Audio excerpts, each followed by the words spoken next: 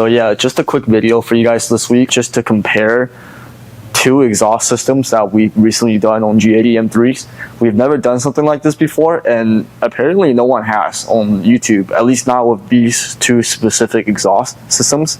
So on Mo's car, the G80 M3 that we've been posting about, he has the Valvetronic valved exhaust that's equal length, and then on the most recent G80 we did, the black G80 M3, Chris Braswell's car, his car has the brand new active Autowerke equal length exhaust. Both cars have catless downpipes, pretty much the same tune. Yeah, so these two exhausts, they are both equal length, but they do it in a different way. So the Valvetronic, if you ever seen pictures, I'll probably post some up here for you guys.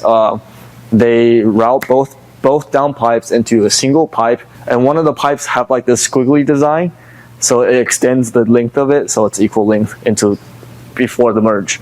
And then Active Autowerks, it's more of a stock style exhaust, instead of merging both downpipes into the passenger side, where they retain the crossover pipe, which we have replaced with the R Motorsport crossover pipe.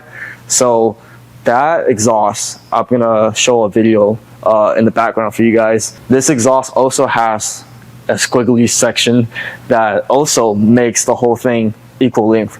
So we've heard both exhaust systems in person.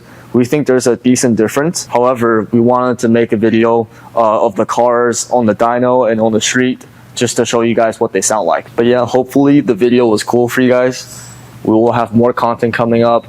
I guess I'm gonna tease it right here because it's right here. We're gonna be doing a video on this car. Oh, and the Z. We got a new axle boot for the car that we need to put on to fix it, because apparently nobody sells a full axle, at least not for a decent price.